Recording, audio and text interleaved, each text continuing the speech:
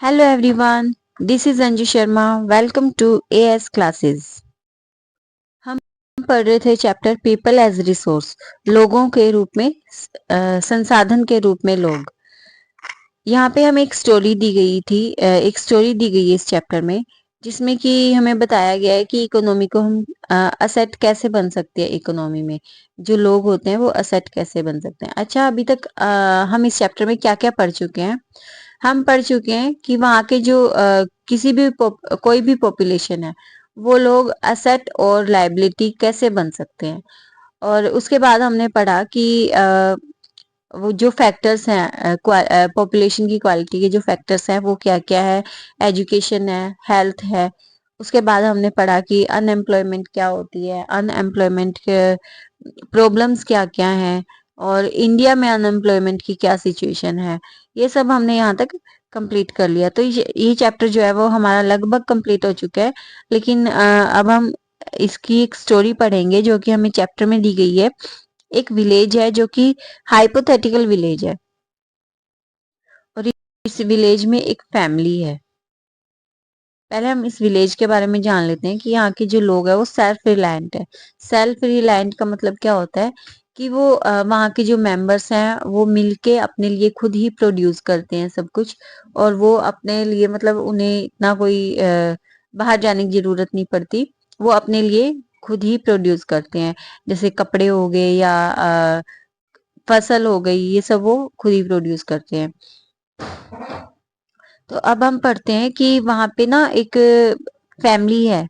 वो फैमिली क्या सोचती है, वो डिसाइड करती है कि हम अपने बेटे को पढ़ाएंगे। वो अपने बेटे को पढ़ने के लिए भेजते हैं स्कूल में।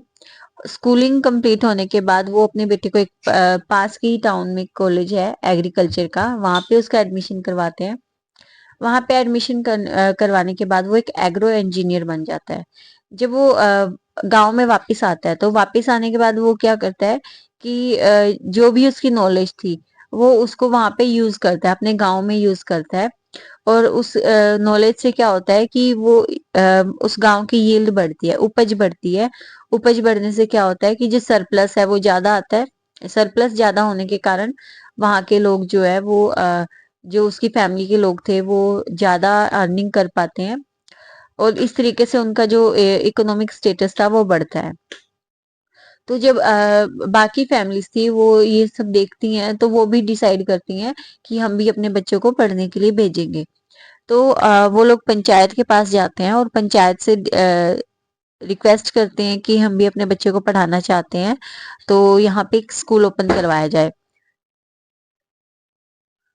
तो पंचायत क्या होती करती है, पंचायत गवर्नमेंट के साथ मिलके एक विलेज ओपन करती है गांव में।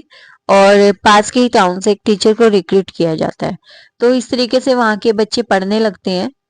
और पढ़ के वो गांव में आते हैं तो गांव में और भी ज्यादा अपॉर्चुनिटीज बढ़ती हैं। जैसे कि पहले वो जो एक लड़का पढ़ने गया था तो गांव में किसकी पोस्ट आ गई थी, गांव में एग्रो इंजीनियर की पोस्ट आ गई थी। तो जब बाकी बच्चे पढ़ के आते हैं तो वहां पे और भी अपॉर्चुनिटीज आ जाती हैं। जैसे कि टेलर की आ जाती है, टीचर की आ जाती है, काफी सारी अपॉर्चुनिटीज आ जाती हैं। तो यहाँ देखिए मोर इनकम होती है तो मोर अपॉर्चुनिटीज बढ़ती हैं, मोर एम्प्लॉयमेंट होती है। अब हम पढ़ते हैं कि यहाँ पे इकोनॉमिक डेवलपमेंट। तो यहाँ तक हमने पढ़ा कि ज्यादा अपॉर्चुनिटीज आती हैं वहाँ पे। अब इसके बाद हम देखते हैं economic development broad social development. Economic development जो होती है वो सोशल डेवलपमेंट लाती है। इकोनॉमिक डेवलपमेंट क्या है कि वहाँ के लोगों के पास जब नॉलेज आती है तो नॉलेज के बाद वो क्या करते हैं, वो उस नॉलेज को यूज करते हैं अपने गांव में।